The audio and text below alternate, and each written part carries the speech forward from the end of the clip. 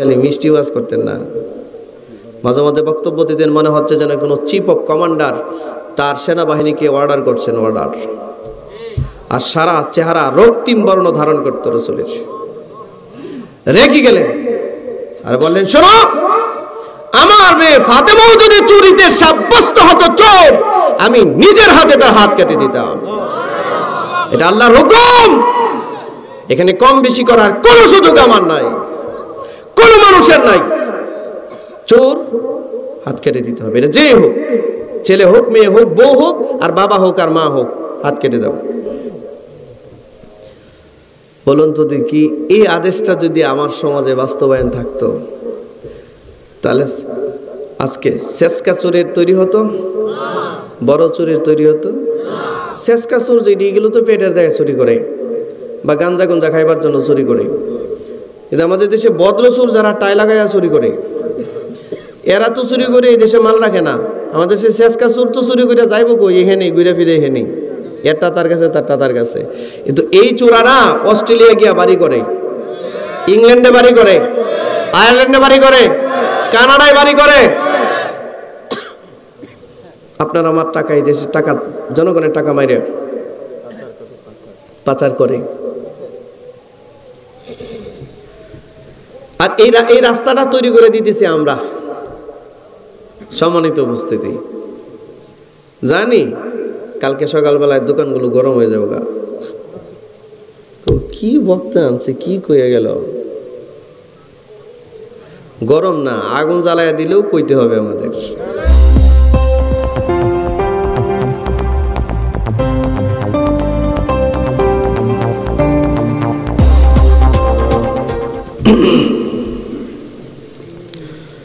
الحمد لله وكفى وسلام على عباده الذين اصطفى أما بعد فأعوذ بالله من الشيطان الرجيم بسم الله الرحمن الرحيم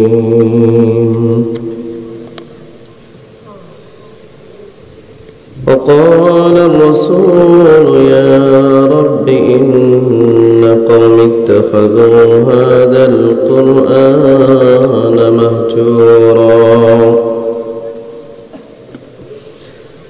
وكذلك جعلنا لكل نبي عدوا من المجرمين وكفى بربك هاديا ونصيرا صدق الله العظيم وصدق له رسوله النبي الكريم ونحن على ذلك لمن الشاهدين والشاكرين والحمد لله رب العالمين সকলে দুরূদ ইব্রাহিম পড়ি। আল্লাহুম্মা সাল্লি আলা মুহাম্মাদিন ওয়া আলা আলি মুহাম্মাদ কামা সাল্লাইতা আলা ইব্রাহিম ওয়া আলা আলি ইব্রাহিম إنك حميد مجيد اللهم بارك على محمد وعلى آل محمد كما باركت على إبراهيم وعلى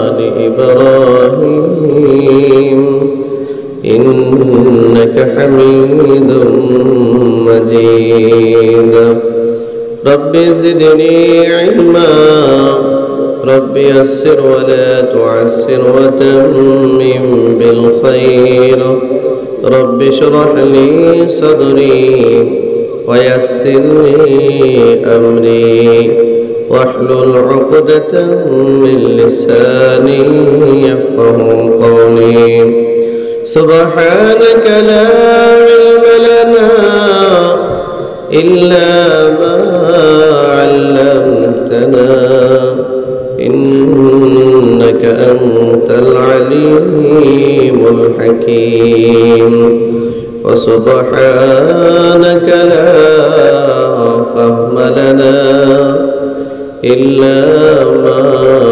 فهمتنا إنك أنت الجواد الكريم الحمد لله মেরকট হিলফুল ফুজুল সংগঠনের উদ্যোগে আয়োজিত আজকের এই প্রথম বার্ষিক তাফসীরুল কোরআন মাহফিলের সম্মানিত সভাপতি জনাব মাস্টার মোহাম্মদ জাকির হোসেন সাহেব, আজকের মাহফিলের প্রধান অতিথি, প্রধান বক্তা, বিশেষ আলোচকবৃন্দ, বিশেষ মেহমান, বিশেষ অতিথিবৃন্দ, উপস্থিত রয়েছে উচ্চ এলাকার সম্মানিত উলামায়ে কেরাম, অসংখ্য শুকর আদায় করছি যে মহান মালিক আমাদেরকে মেহেরবানি করে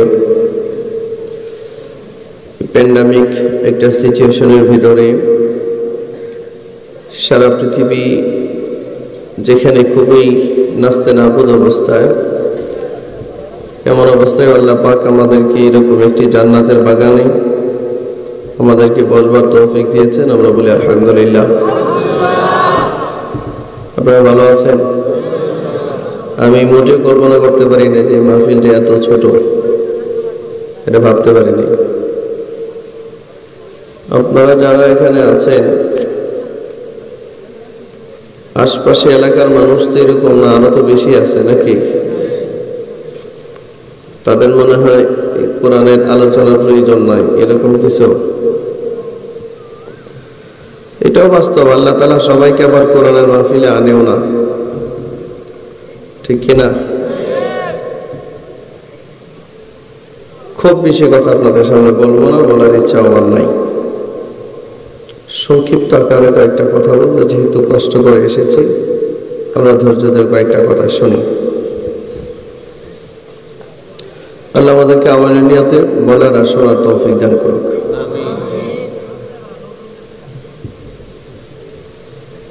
আর আপনারা যদি কথা বলেন এদিক সেদিক,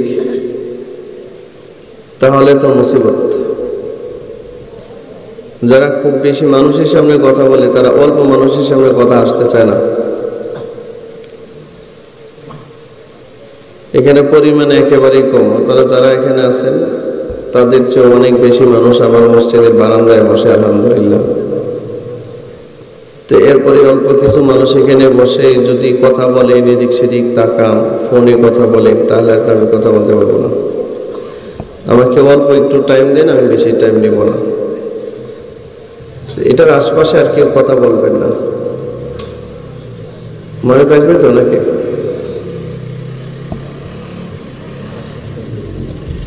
এই আসমান জমিন কে সৃষ্টি করেছেন? সকালে আর একটু জোরে বলেন। আমি আজকে 3 ঘন্টা ছিলাম জ্যামে, 3 ঘন্টা, 2টায় বের হয়েছি, তারপর আপনাদের এখানে আসতে তো সময় লাগছে। বাংলাচোরা রাস্তা দিয়ে আসছি, আর এসেও যদি দেখতাম যে আপনাদের মাহফিলটা অনেক বড়, বিশাল আয়োজন, মনটা আরো খুশি হতো। দেখলাম যে আয়োজন খুব ছোট। আসছে যখন কথা কিছু বলতে হবে।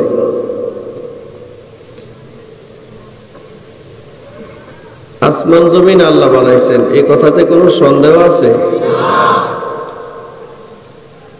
যিনি সৃষ্টি করেছেন তিনি আবার এটাকে ডেস্ট্রয় করে দিবেন, এটাকে ধ্বংস করে দিবেন, এতে কোনো সন্দেহ আছে? আল্লাহ তাআলা শুরুতেই যেমন একা ছিলেন, আরশ, কুরসি, লৌহ কলম, জান্নাত, জাহান্নাম, সৌরজগৎ, দুনিয়া, মানুষ, জিন, ইনসান, ফেরেশতা কিচ্ছু ছিল না। আল্লাহ ছিলেন একা। তিনি যখন এই গোটা জগৎ ধ্বংস করবেন, ধ্বংস করার পরও আবার তিনি একা হয়ে যাবেন। এই আসমানটা একদিন ধ্বংস হবে না? মানুষ মরবে না? ডোনাল্ড ট্রাম্প মরবে না? বুশ মরবে না? এই ছেলে, বন্ধ করো, এটা বন্ধ করো, দূরে বসো, কথা বলবো না।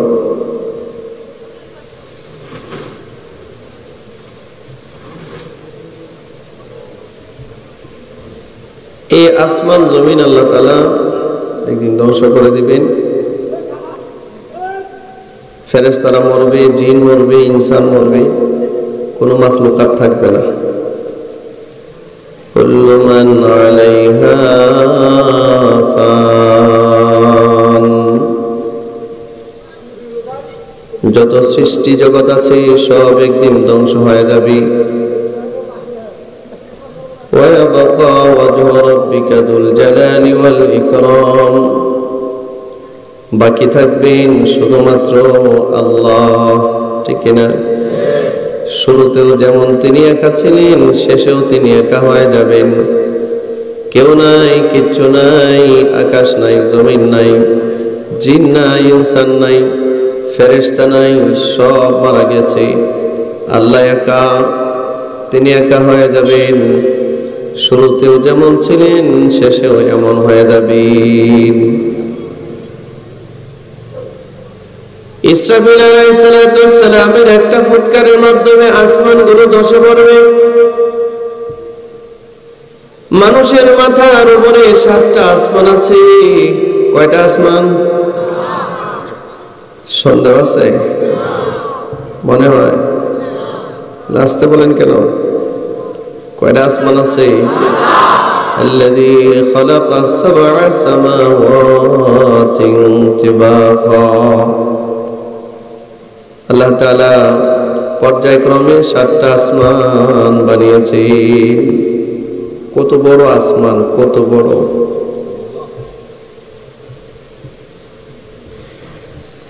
বিমানে অনেক সময় সফর করি।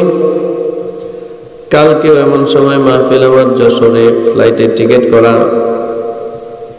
আমরা বিমানে যখন চড়ি, ডোমেস্টিক ফ্লাইট হোক আর ইন্টারন্যাশনাল ফ্লাইট হোক, ডোমেস্টিক ফ্লাইট সর্বোচ্চ 14,000 থেকে 30,000 ফুট উপর দিয়ে চড়ে, আর ইন্টারন্যাশনাল ফ্লাইট 60,000, কেউ 70,000, কেউ 1,00,000 ফুট উপর দিয়ে উড়ে। এখান থেকে দেখলেও আসমানটা যেমন দেখা যায়, 1,00,000 ফুট উপরে উঠলে পরেও বিমানের জানালা দিয়ে দেখলে আসমানটা তেমনই দেখা যায়, তেমনই দেখা যায়। কাছে ধরে বোঝা যায় না। এক হাদিসে আল্লাহ রাসূল সাল্লাল্লাহু আলাইহি ওয়াসাল্লাম বলেন যে প্রথম আসমানের তুলনায় এই পৃথিবীটা হলো এতটাই ছোট যে একটা মরুভূমির মধ্যে কেউ যদি একটা হাতের আংটি ফেলে রাখে, এই আংটিটা যত ছোট হয়, প্রথম আসমানের তুলনায় এই পৃথিবীটা তত ছোট। এই পৃথিবীটা তত ছোট। ভাবতে পারেন তাহলে প্রথম আসমানটা কত বড়? মরুভূমিতে যদি একটা আংটি ফেলে দেওয়া হয়, মরুভূমিতে যদি আংটি ফেলা হয়, খুঁজে দেখা যাবে, পাওয়া যাবে এটা? মরুভূমি তো আমরা দেখি নাই, আমাদের দেশে মরুভূমি নাই। সাহারার মরুভূমি, আফ্রিকার দেশের মরুভূমি, আরব দেশের মরুভূমির মধ্যে মানুষের হাতের আংটি ফেলে দিলে এটা খুঁজেও পাওয়া যাবে না। তো এই প্রথম আসমানের তুলনায় এই বর্তমান পৃথিবীটা হলো আংটির মতো করে ছোট। আল্লাহু আকবার বলেন, আল্লাহু আকবার।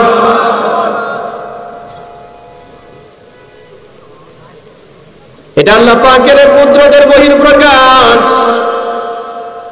এটা আল্লাহ তাআলার কুদরতের বহিঃপ্রকাশ। অথচ এই ছোট্ট দুনিয়ার, ছোট্ট পৃথিবীর ছোট্ট কিছু মানুষ সাময়িক কয়েকদিনের ক্ষমতার আসনে বসার পরে আর হিসাব কিতাব ঠিক থাকে না, ঠিক না? আজকে আসার সময় হঠাৎ করে একটা ভিডিও সামনে আসলো, তো দেখলাম এক এমপি সাহেব পদ্মা নদীর, পদ্মা ব্রিজের সাথে কথা কইতেছে। শুনছেন না মনে হয়? নতুন ডেলিভারি হয়েছে না মনে হয়? হ্যাঁ, এক এমপি সাহেব পদ্মা ব্রিজের বালুকণার সাথে কথা কইতেছে, সিমেন্টের সাথে কথা কয়।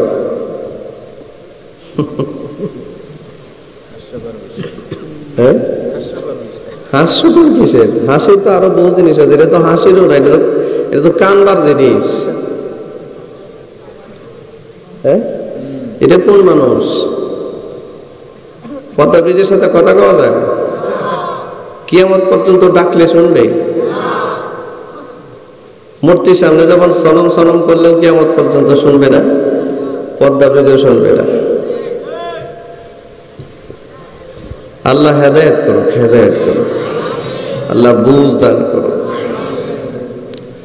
আল্লাহ তাআলা এরকম চরম তেলবাজদের হাত থেকে দেশটাকে হেফাজত করুক। এরা দেশের পরিবেশটা নষ্ট করে দিচ্ছে, বায়ু দূষণ করে ফেলছে এরা। ঠিক, এটা বললেও ঠিক, না বললেও ঠিক। তার চেয়ে ছোটখাটো আসতে ঠিক বলে লাগবে, বললে সবাই জুড়ে বলবেন ঠিক কিনা। এই মুরব্বীরা জানে না তো, দেখে নাই তো। আল্লাহ, আমি অন্তত 8-10 কিলোমিটার জায়গা গাড়ি চলতেছে আর আমি হাসতেছি।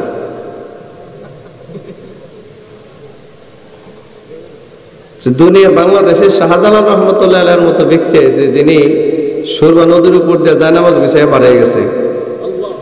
আমি তো দেখি এই লোকের কারামত তার চেয়ে বেশি। কি বল, এই লোকের কারামত তো শাহজালাল কারামতের চেয়ে বেশি। ইনি পদ্মা নদীর প্রতিটা ইটের সাথে আর বালির সাথে কথা কয়।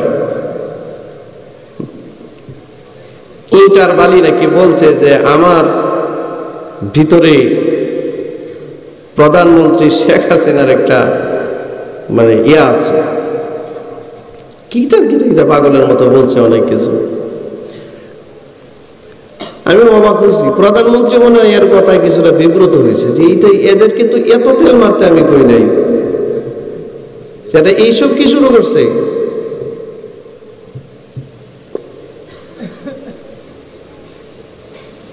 পদ্মা নদীর প্রতিটা বালিকণার সাথে প্রধানমন্ত্রীর সংস্পর্শ আছে, এটা থাকতেই পারে। এটা দেশের প্রধানমন্ত্রী যে আসবে সেই তো ব্রিজ কালভার্ট এগুলো করবেই তো। কথা বলেন না কেন আপনারা? এগুলো তো কেউ কারো বাবা টাকাটা করে না, আপনার আমার টাকাটাই করে। পদ্মা নদীর টাকা নেওয়া হয় নাই কার কাছ থেকে? জুতা কিনতে গেছেন এনে পদ্মা নদীর টাকা, আপনি একটা গামছা কিনতে গেছেন ওখানে পদ্মা ব্রিজের টাকা দিতে হয়েছে, আপনি ব্যাংকে ঢুকছেন বাইরে হয়েছেন ওখানেও টাকা দিতে হয়েছে। বেয়াদব এ কথা বললো না যে এই দেশের প্রতিটা মেহনতি মানুষের ঘামের টাকা পদ্মা ব্রিজের মধ্যে দেখা যায়, এটা বলে নাই।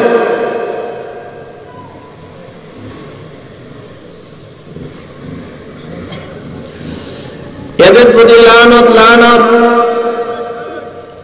অভিশাপ অভিশাপ।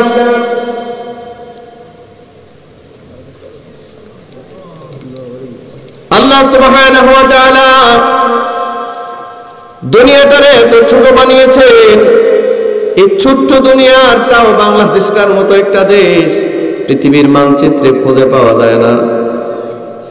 মানচিত্র যদি দেখেন তো বাংলাদেশ খুঁজে বের করলে অনুবীক্ষণ যন্ত্র লাগবে, যন্ত্র দিয়ে তারপরে খুঁজে খুঁজে বের করতে হবে বাংলাদেশ বলতে কিছু আছে কিনা। এই দেশের এক একজন এমপি সাহেব যেমনি কথা বলে মনে হয় টাটকা একটা সন্ত্রাস, একটা জন কষ্ট লাগতেছে নাকি, খারাপ লাগতেছে, অ্যান্টিবায়োটিক ওষুধ একটু তিতা লাগবে। সিবিট তো সবসময় মজাই লাগে, কিন্তু যার ক্যান্সার হয়েছে সিবিট কিয়ামত পর্যন্ত খাওয়াইলে তো ভালো হবে না। কি বলেন? ক্যান্সার যার হয়েছে তারে যদি আপনি নাপা ট্যাবলেট খাওয়ান 500 বছর লাভ হবে? ক্যান্সার যার হয়েছে এর দিতে হবে কেমোথেরাপি, এর চুল থাক আর যাক। কি বলেন?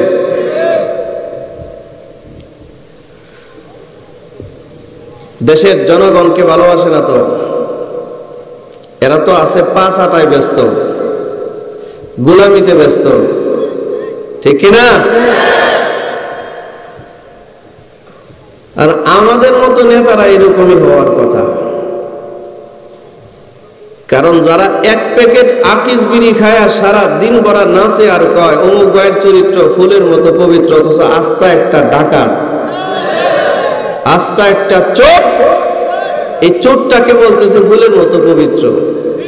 কেন বলে? এক কেজি আকিস বিড়ি পাইছে, এক প্যাকেট, ঠিক না? যে জাতির সাধারণ জনগণ এই রকম মানসিকতার হয়, এরা এইরকম ছাড়া পাবে কি? এদের সামনে আব্দুল আজিজ আসবে না, ওমর ইবনুল খাত্তাব আসবে না। যিনি মালিকুল মুলক, তুতিল মুলকা মান তাশা ওয়া তুইজ্জু মান তাশা ওয়া তুযিল্লু মান তাশা বিয়াদিকাল খায়র ইন্নাকা আলা কুল্লি শাইইন কাদির। মায়রামাত সে রব্বুল আলামিন ময়দানে মাহশরে একটা পোশাক পরবেন, পোশাক কাহারিয়াতের পোশাক পরবেন, কাহারিয়াতের পোশাক। আপনারা জানেন আল্লাহ পাকের নাম কয়টা? কথা বলেন না কেন আপনারা? ভাই একটু চা দিন। আমি কিন্তু এখানে এসে খানাও খাই নাই, পেটে খুব ক্ষুধা আছে, ভাঙ্গাচোরা রাস্তা দিয়ে আসছি, জাকাইতে জাকাইতে জীবন শেষ করে লাইছি। আমি একটু আসতে বললাম, আপনারা একটু জোরে বললেন, হ্যাঁ না বললেন, হ্যাঁ একটু এদিক সেদিক বললেন। আপনারা যারা আদালতে গেছেন কোনোদিন, আদালতে গেলে দেখবেন আদালতের যিনি জাস্টিস, যিনি বিচারক, তিনি যখন তার বিচারের আসন গ্রহণ করেন তখন একটা আলাদা একটা পোশাক পরে, পোশাক, হ্যাঁ না টাই তো আছে, এটার সাথে আর একটা পোশাক পরে, বুরকা। আজকালকার মেয়েদের বুরকা এখন পুরুষ গ্রহণ করছে, ঠিক না? আচ্ছা যাই হোক, একটা পোশাক পরে, তো এটা হচ্ছে বিচারকের আসনে বসার সাথে সাথে পরে। আল্লাহ সুবহানাহু ওয়া তাআলা হাসরের মাঠে তিনি যখন আদালতে কিবরিয়ায় আসন গ্রহণ করবেন, আল্লাহ পাকের পবিত্র দেহের মধ্যে, দেহ বলতে আমাদের মতো নয়, আল্লাহ যেমন তার দেহ মোবারক তেমন। আমরা হাত পার সাথে সম্পৃক্ত, এই জন্য হাত পার উদাহরণ আসছে, কিন্তু আল্লাহ এগুলো থেকে পবিত্র। আল্লাহ যেমন তিনি তেমন। তার কাইফিয়ত আমাদের জানা নাই, দৃষ্টান্ত বলা যায়, কাইফিয়ত জানা নাই।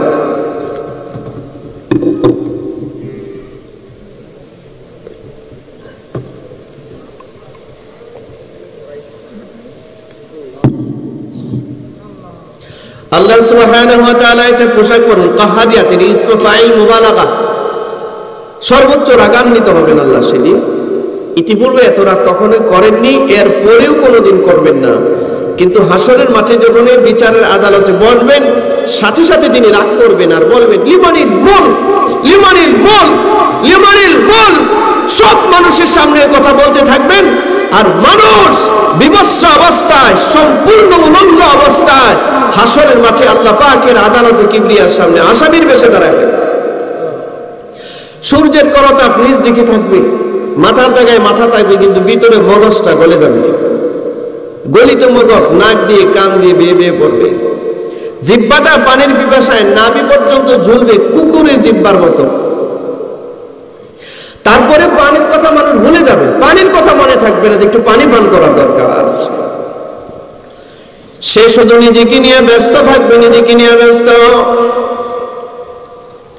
সে বলবে, ইয়া রাব্বি নাফসি, ইয়া রাব্বি নাফসি, ইয়া রাব্বি নাফসি। এটা মৃদু আওয়াজে বলবে, আস্তে আস্তে বলবে, আস্তে আস্তে বলবে।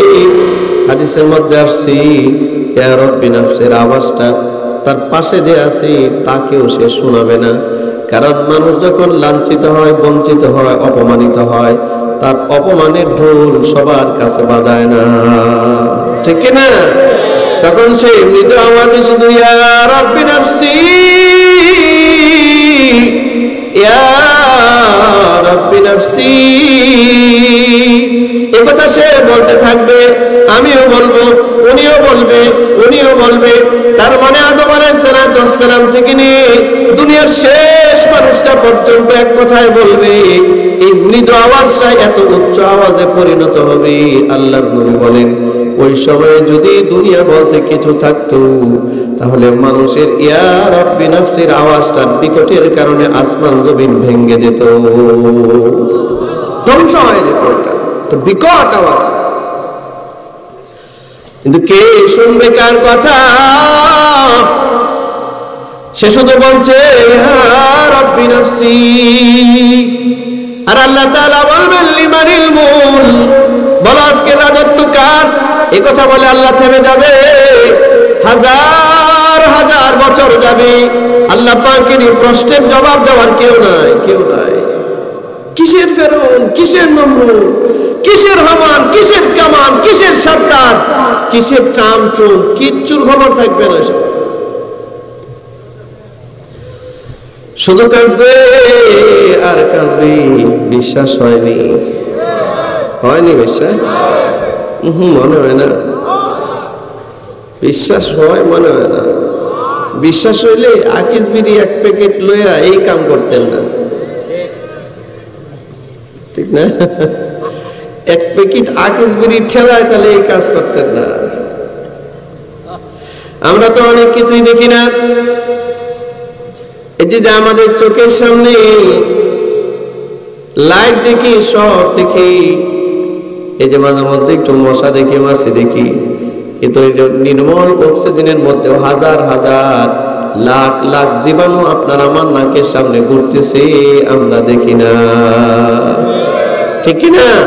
এটা দেখা যায় না। আপনি অনুবীক্ষণ যন্ত্র দিয়ে যদি খোলা মাঠের দিকে তাকান, দেখবেন অক্সিজেনের সাথে কোটি কোটি জীবাণু ঘুরতেছে। অনুবীক্ষণ যন্ত্র লাগে না। সূর্য যখন উঠে ঘরের জানালার পাশে দাঁড়ায় দেখেন, একটু তাকায় দেখে যে কি ঘুরতেছে। আমাদের চোখ থাকতে অনেক কিছু দেখি না, কান থাকতে অনেক কিছু শুনি কিন্তু বুঝি না। এখানে যদি দুইটা জাপানিজ মানুষ এনে দেওয়া হয়, আর জাপানি দুইটা মানুষ যদি কথা বলে জাপানিজ ভাষায়, আপনি বুঝবেন কিছু? চাইনিজ ভাষায় যদি কথা বলে কিছু বুঝবেন? হ্যাঁ, এই ছেলে তুমি ওঠো, এদিকে যাও, এদিকে যাও। বেটা এমনি 3.5 জন মানুষ এনে আবার ডিস্টার্ব করো। আচ্ছা, জাপানি একটা মানুষ, চাইনিজ একটা মানুষ যদি কথা বলে এনে, আওয়াজ যাবে কানে, চেউ চেউ চেউ চেউ মুরগির বাচ্চার মতো শুনবেন, খালি কি বলতেছে এটা বুঝবেন না, ঠিক কিনা? তার মানে অনেক আওয়াজ কানে আসলেও বোঝা যায় না। এটা আমাদের অক্ষমতা। চোখ আছে, সব দেখি, তারপরেও কি জানি দেখি না, ঠিক কিনা? এই যে আমাদের এই মাহফিলটার চতুর্দিকে কোটি কোটি ফেরেশতারা একজনের কাঁধে আর একজন বর করে করে করে করে আসমান পর্যন্ত দাঁড়িয়ে আছে। রাসূল বলেছেন, আমার বুঝে আসুক আর না আসুক, দেখি আর না দেখি, কথায় বিশ্বাস স্থাপন করতে হবে, ঠিক কিনা? বিশ্বাস স্থাপন করতে। ভাইরা আমার, আল্লাহ রাব্বুল আলামিন হাসরের মাঠে এরকম যখন বলবেন লিমানিল মুলক, বলো দেখি আজকের রাজত্ব কার? উত্তর দেওয়ার কেউ নাই, কেউ নাই। হাজার হাজার বছর যাবে, কানা মিকদারুহু 50 আলফা সানা, 50,000 বছর সময় যাবে মানুষের বিচার কার্য সম্পাদন করার জন্য। ওই দিন ইমাম জালালউদ্দিন সুয়ুতী রাহমাতুল্লাহি আলাইহি বলেন যে হাসরের মাঠের একদিন দুনিয়ার 40,000 বছরের সমান। কি অবস্থা হবে? মানুষ সেখানে দাঁড়িয়ে থাকবে সম্পূর্ণ বিবস্ত্র, উলঙ্গ, কেউ কারোর দিকে তাকাবে না, সুযোগ পাবে না। কিসের সুযোগ? নিজের জিন্দেগি নিয়ে ব্যস্ত।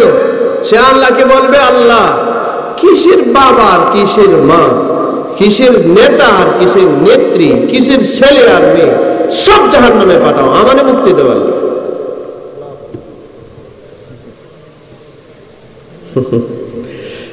এখন তো সবাই তেল মারায় ব্যস্ত, আর ওই সময় জাহান্নামে পাঠাইতে ব্যস্ত থাকবে। বলবে আল্লাহ ওমান ফিল আরদি জামিআ, আল্লাহকে বলবে আল্লাহ আমি সুদ খাইতাম, এটা আমার জন্য নয়, আমি সুদ খেয়ে সংসার চালিয়েছি, আমার সুদের টাকার বেনিফিশিয়ারি হয়েছে আমার সন্তান, সুদের টাকার বেনিফিটেড হয়েছে আমার স্ত্রী, সুদের টাকার বেনিফিশিয়ারি হয়েছে আমার আত্মীয় স্বজন। আজকে যদি সুদের টাকায় আমার জাহান্নামে যেতে হয়, সুদ খাওয়ার অপরাধে যদি আমার জাহান্নামে যেতে হয়, তো আমার সন্তানগুলোকে বিবি সহ আমাকে জাহান্নামে একসাথে দেন হবে? এরকম এরকম এরকম বেহুদা আদালত তো এটা আল্লাহ না, কি বলেন আপনারা? ওই দিন দেখলাম এতে যশোরে এক চিফ ইঞ্জিনিয়ার, বাতের চামিচ আছে না, চামিচ তরকারি নিয়েছে, একটা চামিচের দাম কত? 20 টাকা। হ্যাঁ 200 না 500 ধরেন, হ্যাঁ ভালো মানের একটা চামিচ 500 ধরেন, আর সর্বনিম্ন তো 20 টাকাও আছে, 10 টাকাও তো আছে, আছে না? আচ্ছা 20 টাকার একটা চামিচ রে ওই লোক বাউচার করছে 1 লাখ টাকা। কয় লাখ? হ্যাঁ 20 টাকার চামিচকে 1 লাখ টাকা বাউচার করে একজন চিফ ইঞ্জিনিয়ার, চিফ ইঞ্জিনিয়ার বুঝে নাকি? চিফ ইঞ্জিনিয়ার বুঝে? এলাকায় শিক্ষার হার কেমন আছে ভালো বুঝবার কথা। প্রধান প্রকৌশলী, জেলার প্রধান প্রকৌশলী 20 টাকার চামিচে 1 লাখ টাকা বাউচার করছে আর টাকাটা নিয়ে গেছে। আপনাদের কি ধারণা? এই কি রে ভাই, কি তোমার?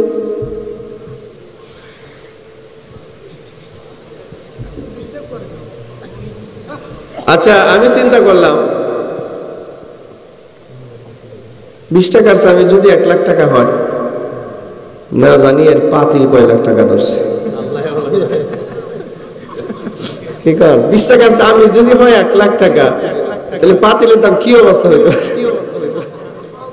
আমরা তো হরিলুটের দেশে আছি। হ্যামিলনের বাঁশিওয়ালার নাম শুনছিলাম, ছোটবেলায় পড়ছিলাম, এমন দেখছি সব ঘরে ঘরে বাঁশিওয়ালা।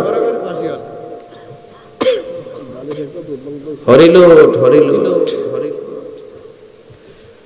হরিলুটের দুর্নীতি করে কারে কি বলবে, ভাষা খুঁজে পায় না, কি যে করবে পারে না, আল্লাহ জায়গায় বসাতে, ঠিক না?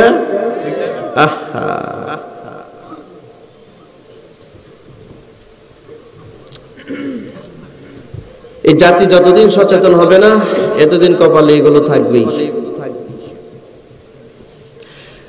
মায়েরা আমার, একটা চিফ ইঞ্জিনিয়ার রে সরকার বেতন দেয় না কত? 5,000 মসজিদের ইমাম সাহেবের মতো। আরে চিফ ইঞ্জিনিয়ার গাড়ির পিছনে, গাড়ি মেইনটেনেন্সের পিছনে 20,000 টাকা 30,000 টাকা খরচ আছে। তারে যে সরকার গাড়ি দেয়, তেলটা পর্যন্ত কিনে, এটাও আমাদের আপনাদের টাকায়।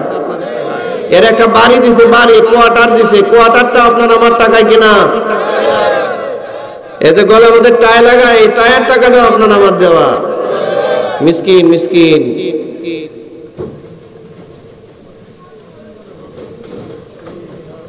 এই মিসকিনরা দেশের জনগণের হাত ভাঙতে কয়। কেউ কয় মাথা ভাঙিয়ে দিব, কেউ কয় হাত ভাঙিয়ে দিব, কেউ কয় দেশ থেকে তারা একদম পাকিস্তান বাড়াই দেব, মানে হে একলাই এই দেশে থাকবে। এই টাক করে হাইকোর্ট ডাকছিল, কিন্তু না ভারত তো হেদের জায়গা কাছে যাইব গা, দৌড়ানি দিলি যাইব গা, আইতাছে দৌড়ানির সময় আইতাছে, ঠিক কিনা? Wait and see. আস্তে ফেরাউন্ডে টেলিফোন দিলে ধরবো নি? এখন নমরুদ দে ফোন করলে ধরবো? হ্যাঁ সাদ্দাত রে যদি ইমেল করেন উত্তর দিব। কি অবস্থা হয়েছে এদের। আর এরা তো কোথাকার কিসের সদু আর মধু। আল্লাহ এদেরকে হেদায়েত করুক। মায়ের আমার, একটা প্রকৌশলী যথেষ্ট পরিমাণ বেতন দেয় সরকার, বাড়ি গাড়ি সব দেয়, তারপরে এই লোকটার এরকম দুর্নীতি করার কি মানে আছে? আচ্ছা, এর দুর্নীতি করার অর্থটা হচ্ছে একটা অশুভ প্রতিযোগিতায় দুনিয়াতে নামছে। সে নিজেও চায় যে শুধু অন্যজনের বাড়ি অস্ট্রেলিয়া হবে কেন, আমারও বাড়ি অস্ট্রেলিয়া লাগবে। এই জন্য চুরি কিসের হালাল আর কিসের হারাম। যদি পারতো 20 টাকা চামি সে 1 কোটি টাকা বানায় লাইতো। শূন্য আর 2টা বাড়াই দিলেই তো 1 কোটি হয়ে যায়। কি বলেন?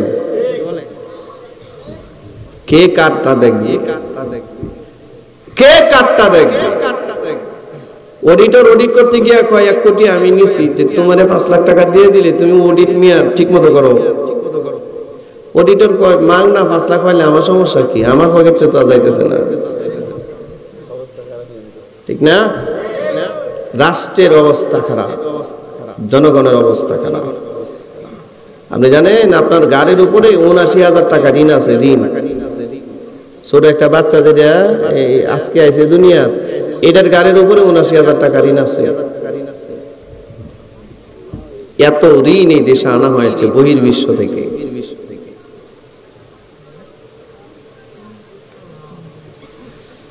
আল্লাহ আপনি হেফাজত করেন। মায়েরা আমার, তার মানে ওর হুব্বুদ দুনিয়া ওয়া কারাহিয়াতুল মাউত, ওর কাছে দুনিয়ার মহব্বত ঢুকছে, যার জন্য 20 টাকার চামি সে 1 লাখ টাকা বানাইলো। আচ্ছা, এই যে 20 টাকার চামি সে 1 লাখ টাকা বানাইলো, হাসরের মাঠে এই জন্য যদি ও জাহান্নামী হয় এই দুর্নীতির কারণে, আর সে যদি বলে আল্লাহ 1 লাখ টাকা তো আমি নিয়ে খাই নাই, এই টাকার ভাগ আমার বাচ্চারা হয়েছে, আমার বিবিও নিছে, তো জাহান্নামী আমি একলা যাবো কেন? সবাই দেন আমার সাথে, একসাথে যাই। হবে? ওয়ালা ইয়াযলিমু রাব্বুকা আহাদা।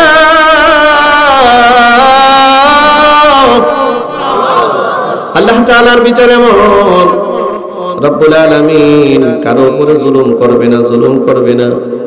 দুনিয়ার বিচার এমন যে দেখা যায় কত হত্যাকাণ্ডের আসামি, কয়েকটা মামলার হত্যাকাণ্ডের আসামি, দলের ক্ষমতায়, বাবার ক্ষমতায়, মামার ক্ষমতায়, অর্থের ক্ষমতায় নির্বিঘ্নে বাইরে ঘুরতেছি, কত নিরপরাধী জেলখানায় পুড়ে মরতেছি। ভাই আছে না, এরকম আছে না? এটা তো দুনিয়ার বিচার। আর আল্লাহর বিচার হলো আমার কাছে পাপ যার যার শাস্তি তার তার। ঠিক না করে বলেন? আল্লাহ পাক বলেন কুল্লু নাফসিন বিমা কাসাবাত রহিনা, কুল্লু নাফসিন বিমা কাসাবাত রহিনা। আল্লাহ পাক বলেন পৃথিবীর প্রতিটা মানুষ যার যার কৃতকর্মের দায়ে সে নিজেই কেবল দায়বদ্ধ। আমার পাপ আপনার নয়, আমার পাপের জবাবদিহিতা আমার, আপনার পাপের জবাবদিহিতা আপনার। আমার পাপের দায়ভার আমার পাপের দায়ভার আমার সন্তান নিবে না, আমার বিবি নিবে না। আমার সুদের গুনাহ, ঘুষের গুনাহ, হারামের গুনাহ, দুর্নীতির গুনাহ এটা আমার বিবি নিবে না, সন্তান নিবে না, আমারটা আমার।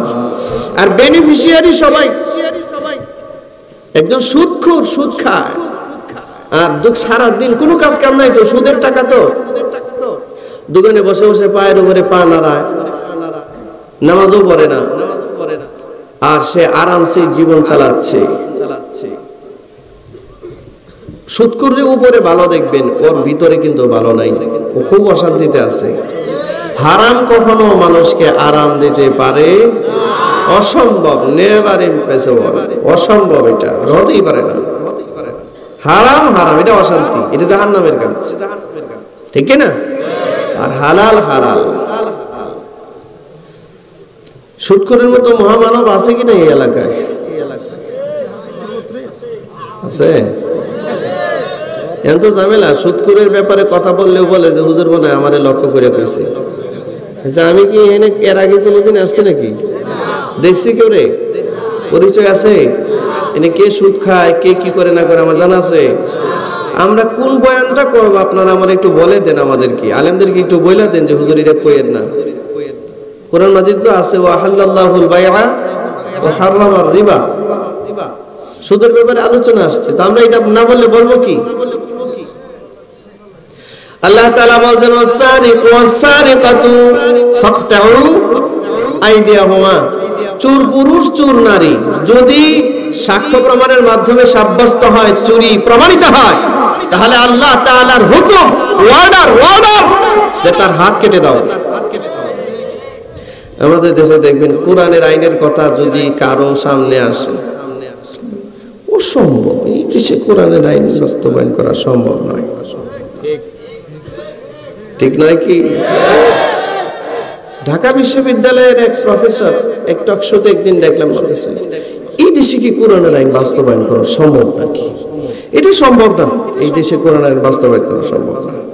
আমি ভাবলাম কিরে, এত শিক্ষিত হইয়া ওই কথাটা কেমনে বললো যে এই দেশে কোরআনের আইন বাস্তবায়ন করা সম্ভব না? অ্যানালাইসিস করে বের করেছি যে হ্যাঁ, কোরআনের আইন যদি বাস্তবায়ন হয় তাহলে এর গলা কাটার সম্ভাবনা আছে। আচ্ছা, চুরি করলে হাত কাটা, এটা কার নির্দেশ? 20 টাকার চামিচ যে 1 লাখ টাকা বানায়, এর খালি হাত কাটা যাইতো, গলাও কাটা যাইতো। কি করলো? এ তো গলা সহ কাটা হলো কথা। আর এটা তো 1 লাখ টাকার চোর। মাশাআল্লাহ, অজানা যে কত কোটি টাকার চোর আছে এই দেশে। হ্যাঁ, ও বালিশ, এক বালিশ কত ধরছিল জানিস? কত? 3 লাখ না 5,000 ধরছিল বালিশ। ও বালিশ উঠাইবার খরচ 7,000। ডোনাল্ড ট্রাম্প যদি খবর জানতো তাহলে বলতো যে আমি এই দেশটার একটু দেখে আসি। আমার জীবনে তো 1 লাখ টাকার চামিচ দিয়ে কিছু খাইলাম না, এদেরকে একটু দেখে আসি, এরা কোন প্রজাতির মানুষ। আল্লাহ আল্লাহ, এদেরকে দুইশা লাভ নাই, দোষ আমাদের। কাদের দোষ? আমাদের। মায়েরা আমার, এই জন্য বহু মানুষ আছে এই দেশে কোরআনের আইন চায় না, জানে যে এমন চুরি করছি, এমন অপরাধ আমার, কোরআনের আইনায় যদি এটা ভেসে উঠে, শুধু আমার হাত কাটা যাবে না, গলাও কাটা যাবে, গলা। এই জন্য এই দেশে কোরআনের আইন সম্ভব নয়। অথচ আমরা দেখতেছি আগামীর বাংলাদেশ কোরআনের বাংলাদেশ, আগামীর বাংলাদেশের প্রতিটা জনপদ কোরআনের বাংলাদেশ, আগামীর বাংলাদেশের মানুষ কোরআন প্রেমিক মানুষ হয়ে আছে। এরা শুধু এখন একটা ডাকের অপেক্ষায় আছে, আহ্বানের অপেক্ষায় আছে যে যোগ্য কোনো মানুষ যদি ডাক দেয়, সব মানুষ তার পিছনে ছুটবে। এতদিন পর্যন্ত চোরদের পিছনে ঘুরে ফিরে দেখেছে যে এদের পিছনে চুরি শিখা ছাড়া আর কিছু নাই, ঠিক কিনা? আর এই দিনটা আসতেছে, দেখেন না, আজ থেকে 10 বছর আগে কিন্তু মাহফিলে এত লোক হইতো না, এখন যেই লোক হয়। কি বলেন? আগেকার যুবকরা গান যাত্রা পালার আয়োজন করত, আর এখনকার যুবকরা তাফসীর মাহফিলের আয়োজন করে। একথাই প্রমাণ করে বাংলাদেশে কালিমার পতাকা উড্ডীন হওয়ার সময় খুব নিকটবর্তী, খুব কাছাকাছি সময়, ঠিক কিনা? জোরে বলো, এটা নিকটবর্তী। আমরা আমাদের চোখে দেখে যেতে চাই যে কালিমার শীতল ছায়ায় থেকে আমাদের শেষ নিঃশ্বাস যেন ত্যাগ হয়। আল্লাহ আপনি কবুল করেন। ভাইয়েরা আমার, আল্লাহ তাআলা প্রশ্ন করবেন লিমানিল মুলক, মানুষ উত্তর দিতে পারবে না, হাজার হাজার বছর যাবে, মানুষ উত্তর দিতে পারবে না। আল্লাহ তাআলাই বলবেন আমি জানি, আমার এই প্রশ্নের উত্তর দেওয়ার ক্ষমতা কারো নাই। আল্লাহ বলবেন ইয়াউমা লিল্লাহিল ওয়াহিদিল কাহ্হার, আজকের এই দিনের একচ্ছত্র অধিপতি, আজকের এই দিনের একমাত্র মালিক হচ্ছেন কাহ্হার। এটা আল্লাহ তাআলার এক গুণবাচক নাম। রাগের পোশাক কাহারি আছে, পোশাক করবেন না, শুধু গুসা, শুধু রাগ, এই পোশাক থেকে বেরোতে থাকবে। মানুষ থরথর করে কাঁপবে আর কাঁপবে, কোন রাস্তা খুঁজে পাবে না। ও আল্লাহর বান্দারা, আদম আলাইহিস সালামের কাছে যাবে, আল্লাহকে একটু বলেন না আল্লাহ যেন বিচারটা শুরু করে। নূহ নবীর কাছে যাবেন, তিনিও প্রত্যাখ্যান করবেন। হযরত ইব্রাহিম, মুসা, হযরত ঈসা আলাইহিস সালাতু ওয়াস সালাম সহ সমস্ত নবীদের কাছে যাবেন, কিন্তু তারা সকলেই বিনয় সহিত এটাকে প্রত্যাখ্যান করবেন, না না না, আমাদের দ্বারা আল্লাহর কাছে সুপারিশ করা সম্ভব নয়। আজকে যদি কেউ সুপারিশ করতে চায়, তাহলে একজন মহানবী আছে আরশের নিচে মাকামে মাহমুদে সিজদায়, তোমরা তার কাছে যাও। সুবহানাল্লাহ বলেন।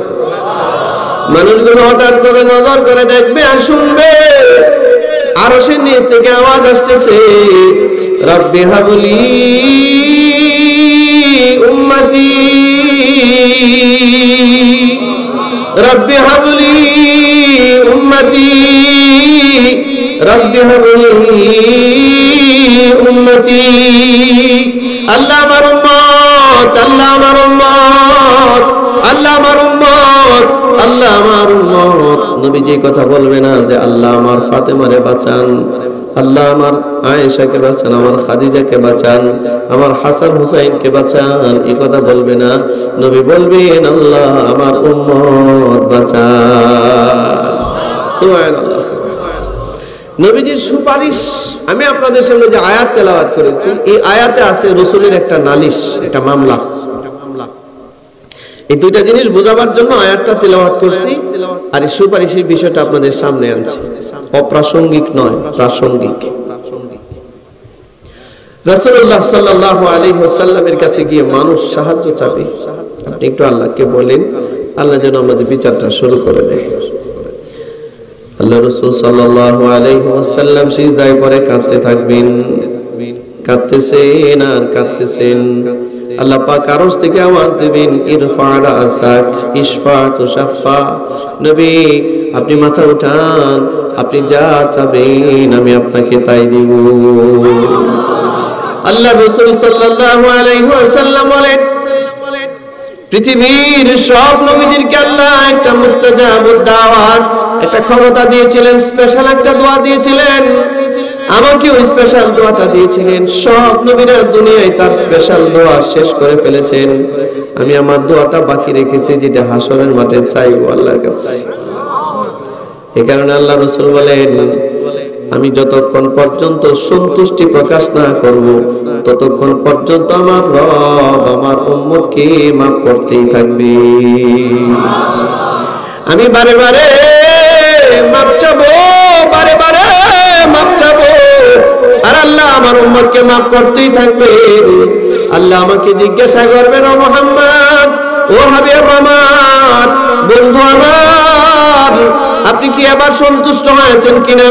যখন আমি আমার পক্ষ থেকে সন্তুষ্টি প্রকাশ করব, তখন আল্লাহ তাআলা আমার সন্তুষ্টির জন্য বলবেন, ঠিক আছে এবার তোমার সুপারিশ বন্ধ করো।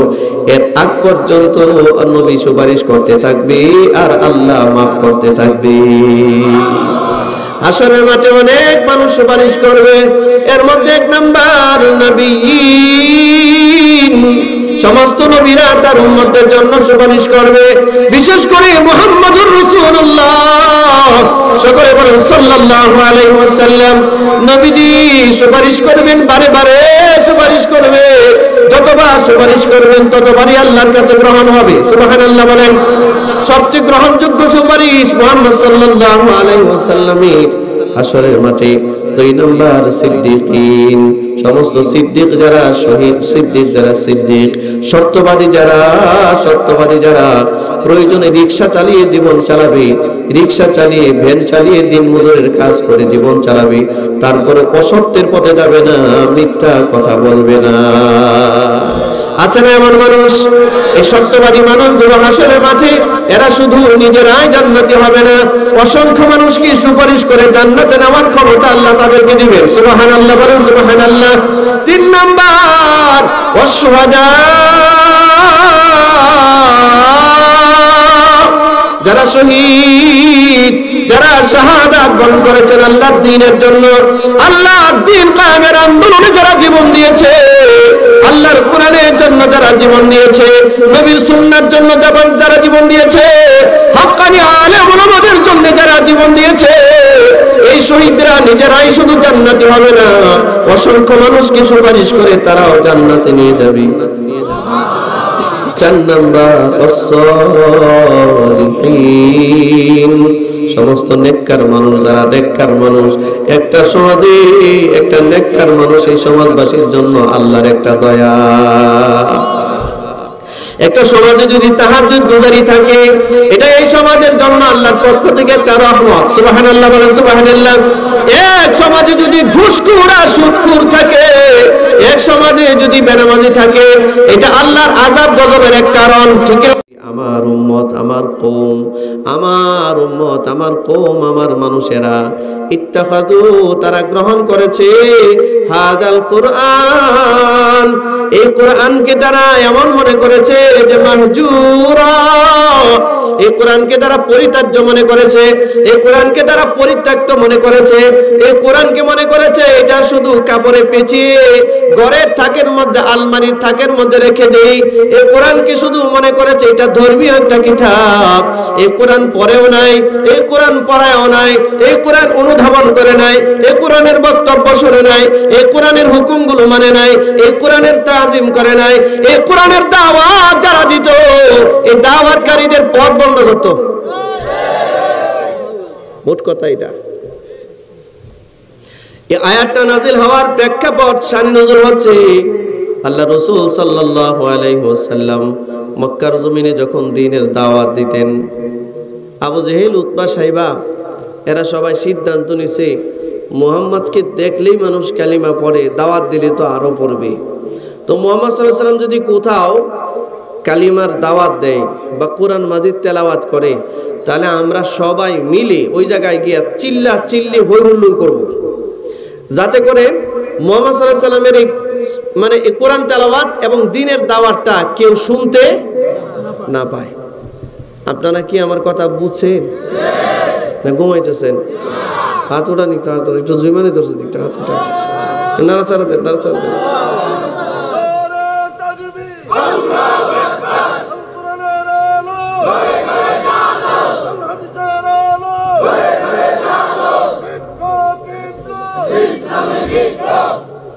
ভাইরা আমার, আপনারা বলুন, আবু জেহেল যে সিদ্ধান্তটা নিয়েছিল, তার সিদ্ধান্তের সাথে আমাদের সিদ্ধান্তের কিছুটা মিল আছে কিটা? কথা কয় না?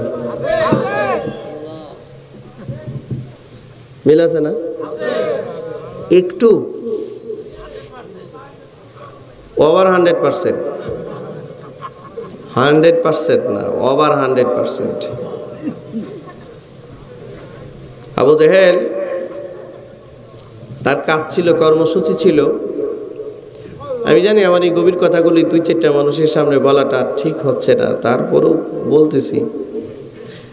এই অল্প কিছু মানুষের সামনে নবীজি যখন কোরআন তেলাওয়াত করতেন বা দাওয়াত দিতেন, আবু জেহেল তার স্পেশাল এক বাহিনী তৈরি করছিল যে তোদের কাজই শুধু মুহাম্মাদের গতি লক্ষ্য করবা, মুহাম্মদ কোথায় যায়, কার কাছে যায়, কি বলে। এখন দেখবেন প্রতিষ্ঠিত এবং প্রখ্যাত এবং দ্বীনের বিশ্বস্ত, ইসলামের বিশ্বস্ত দ্বীনের দায়ীদের গতিপথ বন্ধ করা চূড়ান্ত সিদ্ধান্ত গ্রহণ করা হয়েছে। তাহলে আমরা কোথায় যাই, কি বলে, কারে বলে, এটা দেখো। কিন্তু কে 20 টাকার চামিচে 1 লাখ টাকা বানাইলো, এটা দেখো না, কারণ এটার মধ্যে ভাগ আছে। তো রাগ করতেছেন আপনারা? কষ্ট লাগতেছে একটু। অ্যান্টিবায়োটিক ওষুধ তো একটু তিতা লাগবো আর কি, ঠিক কিনা? চিন্তা করেন, 20 টাকার চামিচ 1 লাখ টাকা বানায়, এদিকে খেয়াল নাই। 1000 টাকার একটা বালিশ, এটা 7000 টাকা বানায় উঠাইতে, এদিকে খেয়াল নাই। খেয়াল হচ্ছে আলেমরা কোথায় যায়।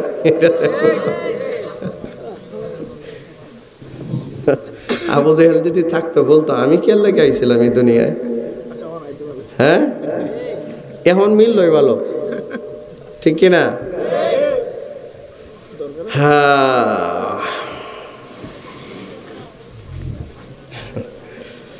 আল্লাহ তাআলা বলেন, আমি বলতেছি আপনারা আবার বলবেন যে হুজুররা মানে বানায় বানায় কথা কয়।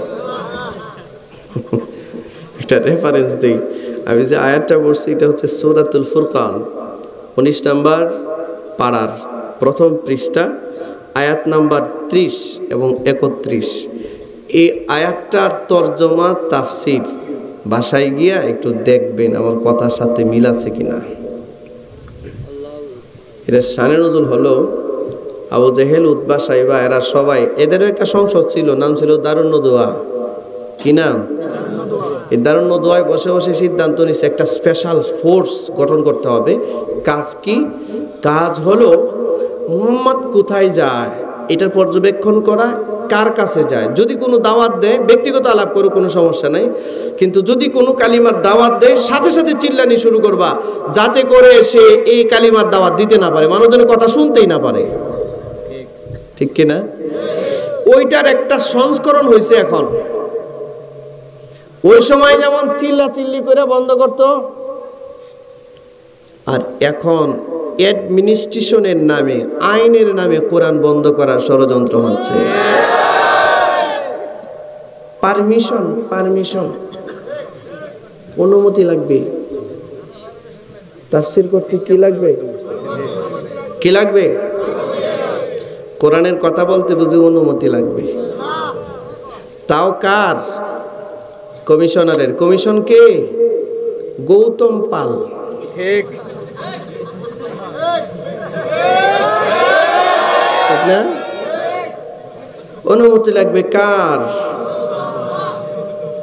ওসি সাহেবের। ওসি সাহেব কে? দিলীপ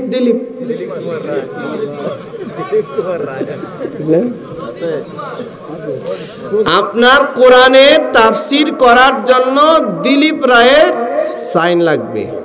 কোথায় পৌঁছছেন আপনি? কোথায় পৌঁছেছে জাতি? কোথায় এই দেশের মানুষ পৌঁছেছে?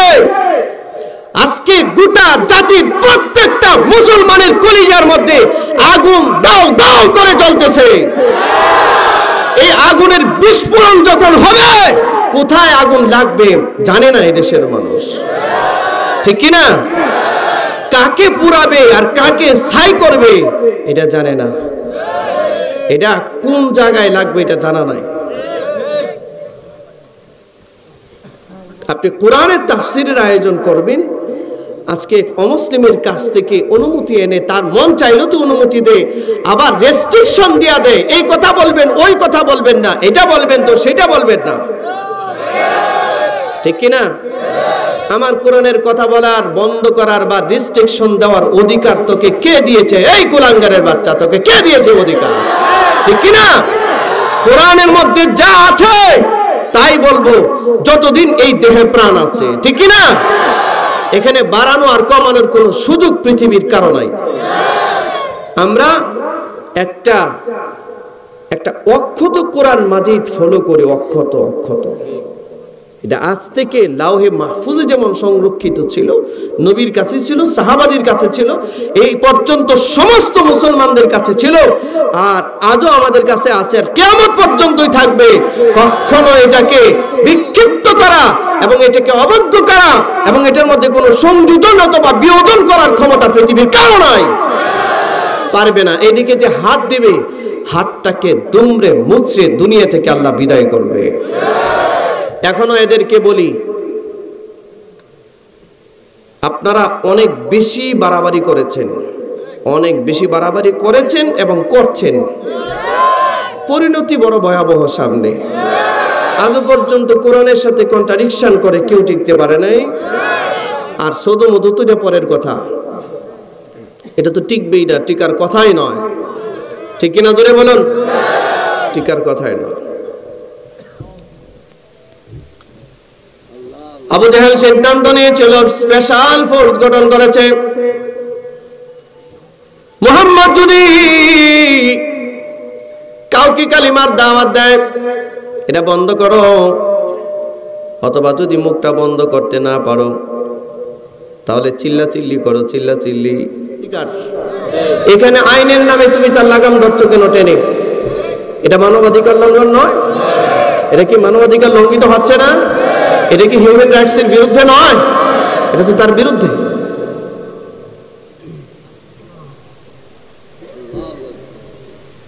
একটা নাস্তিক আর মুরতাদ যদি আমার নবীকে গালি দেওয়ার অধিকার রাখে, আর তখন যদি আপনারা বলেন এটা তার বাক স্বাধীনতা, আমরা কোরআনের কথা বলবো, তো এটা আমার ধর্মীয় স্বাধীনতা, এটা বাক স্বাধীনতা নয়।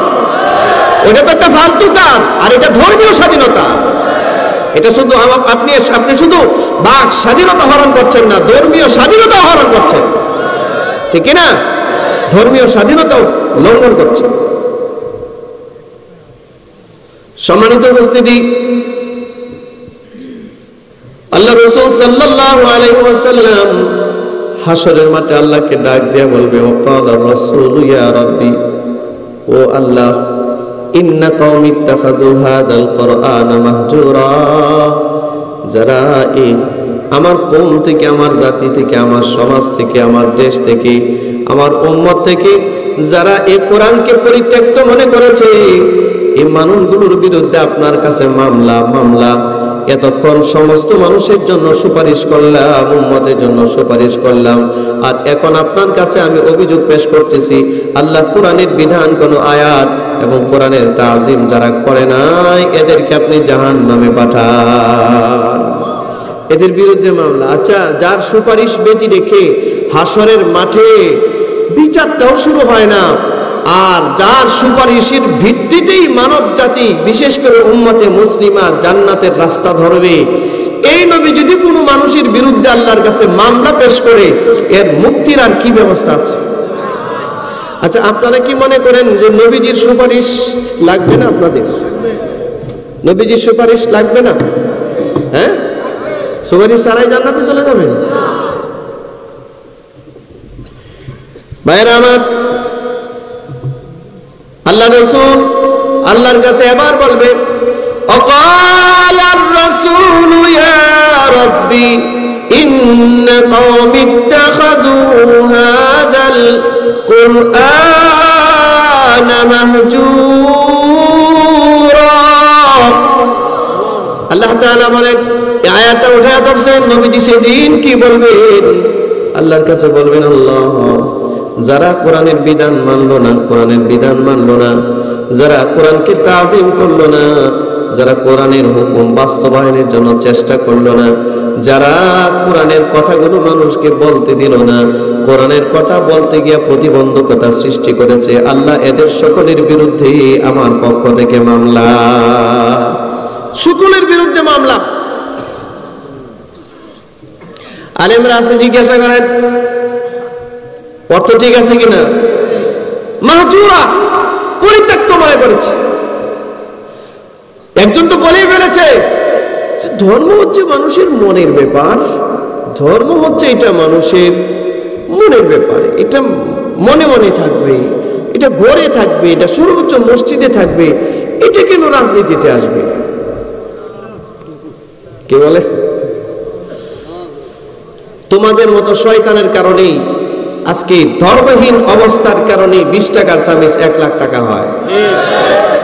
আজকে যদি ধর্ম থাকতো তো 20 টাকার চামিচ 20 টাকাই থাকতো। হ্যাঁ, এটা 21 টাকা হওয়ার সুযোগ ছিল না। ভাইরা আমার, আল্লাহর নবী যখন এরকম অভিযোগ পেশ করবেন, তখন আর মুক্তির কোনো রাস্তা আছে? আছে কোনো রাস্তা? আল্লাহ তাআলা এটাই বলেন, وقال الرسول يا رب إن قوم اتخذوا هذا القرآن مهجورا। আল্লাহ তাআলা বলেন, নবীজি সেদিন বলবে, আল্লাহ, যারা কোরআনের বিধান মানলো না, যারা কোরআনের দাওয়াতের প্রতিবন্ধকতা করলো, যারা কোরআনকে তাজিম করলো না, এদের বিরুদ্ধে আমার মামলা। ম্যাথমেটিক্সের একজন টিচার অথবা ইংলিশ মিডিয়ামের একজন টিচার একটা বাচ্চারে পড়ায়, মাস শেষে নতুন একটা খামের মধ্যে এই ম্যাথমেটিক্সের টিচারকে 5,000 টাকা বেতন দেয়, 5,000 1 ঘন্টা পড়ায়। আর এই বাচ্চাটারই মসজিদের ইমাম সাহেব কোরআন পড়ায়, মাস শেষে 300 টাকা দেয়। তাও 3 মাস বাকি আছে না? কয় মাস বাকি? 3 মাস বাকি, 300 টাকা দেয়। কোরআন মাজিদে খুব ইজ্জত করছেন আপনি, খুব সম্মান করলেন। আপনার কাছে ম্যাথমেটিক্সের একটা সাবজেক্টের দাম আছে, ইংলিশের একটা সাবজেক্টের দাম হয়, কোরআনের দাম হয় না। আপনি তো বড় জালিম। জালিমের শাসক তো জালিম হবেই। কথা বলেন না কেন? আপনারা কি ভাবতেছেন যে ম্যাথমেটিক্সের একটা সাবজেক্টের চেয়ে কোরআনের সাবজেক্টের মূল্যায়ন কম না বেশি? তাহলে আপনি 300 টাকা দেন কেন? আপনার তো উচিত ছিল অন্তত 5,100 টাকা দিই। অঙ্ক পড়ায় যদি 5,000 টাকা দিতে, এনে অন্তত 100 টাকা হলেও বেশি দিই। আল্লাহর কোরআন কি নিচে না, এটা উপরে রাখি। এটা হচ্ছে তাজিমান। তাফসীরের ব্যাখ্যায় আসছে যে কোরআনকে হুকমান যারা অমান্য করলো, কোরআনকে তাজিমান যারা অমান্য করলো, সবার বিরুদ্ধে মামলা করবে নবীজি সেদিন আল্লাহর কাছে। বড় বড় পরেজগার, বাচ্চারে পড়া 5,000 টাকা দেয়, আর কোরআন পড়া 300 টাকা দেয়। কয়েকবার হজ করে আসছে। মিয়া, কোরআনের ইজ্জতই বুঝলেন না আপনি যান হজে। কোরআনের আজমত বুঝলেন না, কোরআনের ইজ্জত আর সম্মান বুঝলেন না, আপনি যান হজ করতে, আপনি লেকচার দেন। আল্লাহ হেদায়েত করুক। কোরআনকে হুকমান অপমান করা যাবে না। কোরআনের হুকুম চুরি করলে হাত কেটে দাও, এটা হুকুম কার? এটা বিধানগত কোরআনকে অস্বীকার করা হচ্ছে। কারণ আমার দেশে আজকে একটা চোরের হাত কাটলে আমার বিরুদ্ধে মামলা হবে। হাত কাটছে কেটে, ঠিক না? এটা তো সেই আইন। অথচ আল্লাহ কি বলে? চুরি করছে, হাতটা কাটো। বনু মাখজুম, কুরাইশ একটা বংশের নাম শুনছেন না? কুরাইশ, যে বংশে নবীজি জন্মগ্রহণ করছেন, এটা ব্যাপক একটা বংশ। এই বংশের কয়েকটা গোত্র ছিল। একটা গোত্রের নাম বনু হাশিম। এই বনু হাশিমের লিডার ছিল হযরত আবু তালিব। আর একটা গোত্রের নাম হচ্ছে বনু মাখজুম। এই বনু মাখজুম গোত্রের লিডার ছিল আবু জাহেল। এই শুনছেন কথা বুঝছেন? এই বনু মাখজুম গোত্রের এক মহিলা চুরি করছে, রাসূলের বংশের, কিন্তু নবীর বংশের। চুরি সাব্যস্ত হয়েছে। নবীজি আদেশ করছেন, হাত কাটো। সুবহানাল্লাহ বলতে ইচ্ছা করলো।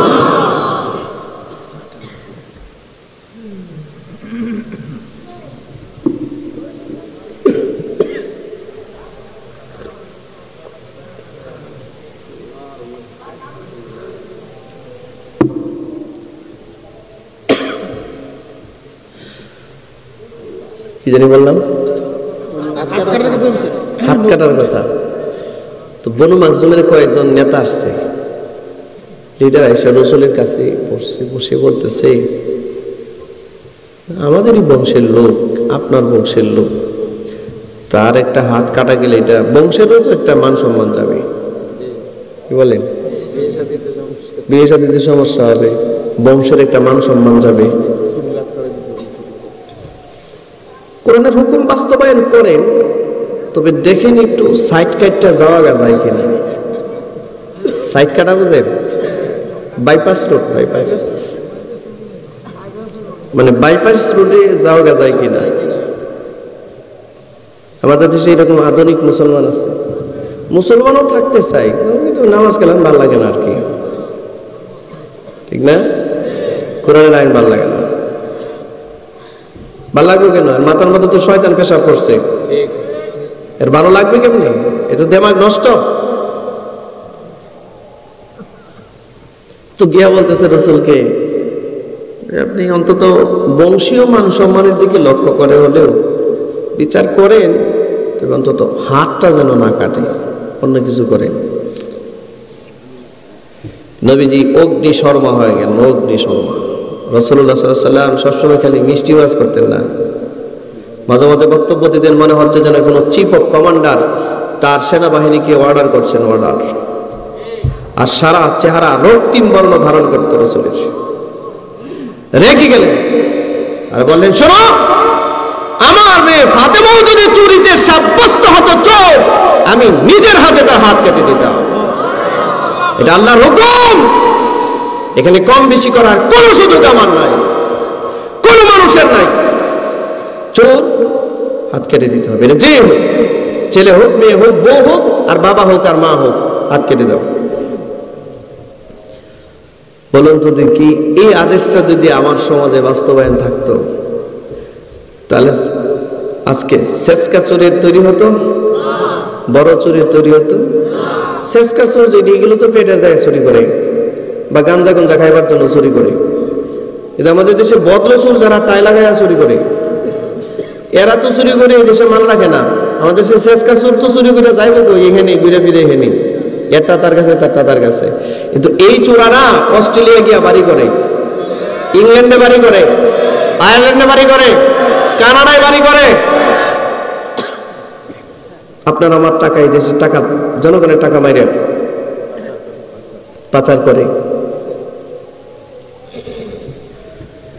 আর এই রাস্তাটা তৈরি করে দিতেছি আমরা।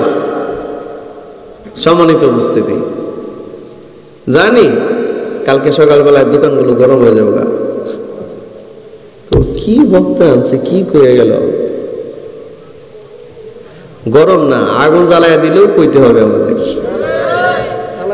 সুদখোরের ব্যাপারে বলতে হবে, ঘুষখোরের ব্যাপারে বলতে হবে, চাঁদাখোরের ব্যাপারে বলতে হবে, টেন্ডারবাজের ব্যাপারে বলতে হবে, চোরের ব্যাপারে বলতে হবে, ব্যাপারটার ব্যাপারে বলতে হবে। নীতি নৈতিকতার কথা মানুষকে আমরাই তো শোনাবো, কে শোনাবে? যারা মানুষের টাকা চুরি করে ওরা কি শোনাবে নাকি? আর ওদের কথা কেউ শুনবে? কেউ শুনবে না। আজকে দেখবেন আলেমদের মাহফিলে মানুষ যেভাবে আসে, ওইটা আনতে পারে না, বিরিয়ানি খাবে আনতে পারে না। আনেও কতগুলি গাঁজা খুব, মদ খুব, এদিকে এক প্যাকেট বিড়ি খায় নাচানাচি করে, ঠিক না? এরকম দাড়িওয়ালা টুপিওয়ালা নেককার মানুষ যায় না, তাই নেই। নাম শুনলে কয় আল্লাহ, এখান থেকে 100 হাত দূরে থাকি, নিরাপদ দূরত্ব বজায় রাখে, ঠিক না? আল্লাহ আল্লাহ আপনি হেদায়েত করেন, বুঝদার করেন। নবীজি কত স্পিরিট নিয়ে বলছেন, আমার মেয়ে যদি চুরি করতো, সাব্যস্ত হতো, আমি নিজের হাতে হাতটা কাটতাম, নিজের হাতে। এটা কাউরে কাটতে দিত না, আমিই কাটতাম সবার সামনে। সুবহানাল্লাহ। আজকের এই বিধান নাই, যার কারণে আনুষ্কার মতো জীবন দিতে হয়, ঠিক না? আজকে আনুষ্কারা সমাজে জন্মগ্রহণ করতেছে, আর ওই ছেলেটার নাম কি দিহান নাকি? দিহানদের মতো লম্পটের জন্ম হচ্ছে। আজকে ঐশীর মতো মেয়ে তৈরি হচ্ছে, যে তার বাবা মার গলায় টেলেছে। কোরআনের বিধান থাকতো এটা হইতো? কোরআনের বিধান থাকতো তো হযরতে ফাতেমার মতো মেয়ে হতো, ফাতেমার মতো। নবীজি চলে যাচ্ছেন, হযরতে ফাতেমা কাঁদতে কাঁদতে মনে হচ্ছে উনিও চলে যাবে। তো নবীজি কাছে, কান্নার কাছে নিয়ে বলছে, কান্না করো না, মদিনায় সবার আগে তোমার সাথে আমার দেখা হবে। বলার সাথে সাথে একদম টোটাল সাইলেন্ট পজিশনে চলে গেছে, একদম সাইলেন্ট, আর কোনো কান্না নাই। সুবহানাল্লাহ। বাবার জন্য কাঁদতে কাঁদতে অস্থির হয়ে গেছে। নবীজি ইন্তেকাল হয়েছে, এরপরে কান্না ধরে রাখতে পারে না। হযরত ফাতেমা ঘরের মধ্যে, ঘরের দরজার সামনে এসে বাবি জিবরাইল, যেই দরজা দিয়ে জিবরাইল রাসূলের কাছে প্রবেশ করতেন, বাবি জিবরাইলের কাছে এসে কাঁদতেছে আর বলতেছে, আজ থেকে যদি জিবরাইল আসে, আমি ফাতেমা জিবরাইলকে বলবো আমার বাবা এখন আর এখানে নাই। জিবরাইল আর আইসো না, আমার আর বাবা এখানে নাই, আমার বাবা আরামের ঘুম ঘুমাইতেছে।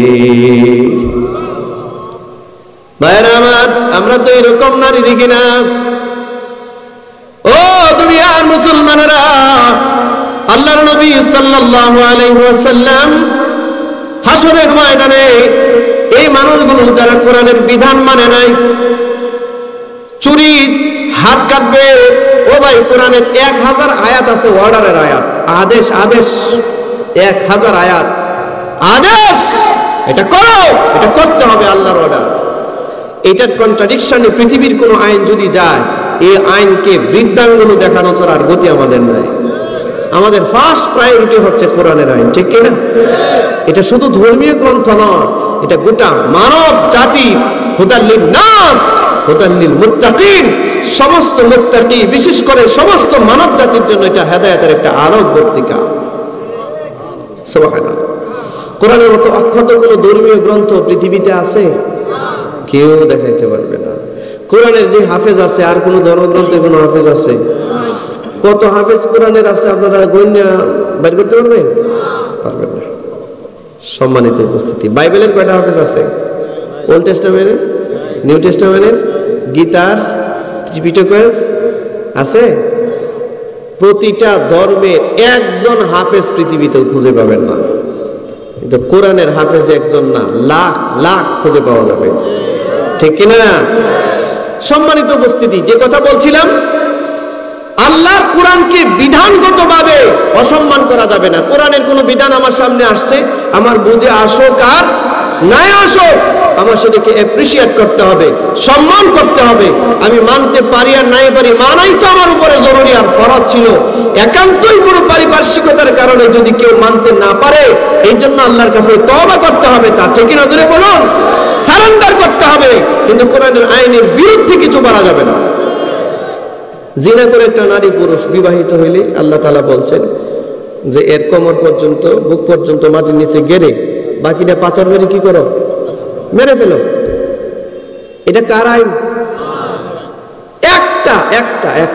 একটা মানুষকে যদি শাপলা চত্বরে এইভাবে অর্ধেকটা পর্যন্ত গেড়ে পাথর মারত চতুর্দিক থেকে মানুষ, সারা দেশের জিনাকুরদের 12টা বেজে যেত। আর সম্ভব নয়। এরা করে না কারা? এরা কেন এই আইন বাস্তবায়ন করে না? কারণ এরাই এই কাজের সাথে জড়িত, তারাই এই কাজের সাথে জড়িত। 12টা, 1টা, 3টার পরে বোঝা যায় যে এরা কই থাকে, কি করে। ইল্লা মাশাআল্লাহ 2-1 ভালো আছে, তাহাজ্জুদ গুজারিও আছে। আবার আমাদের যেহেতু অনেকে 70-80 রাকাত তাহাজ্জুদ পড়ে।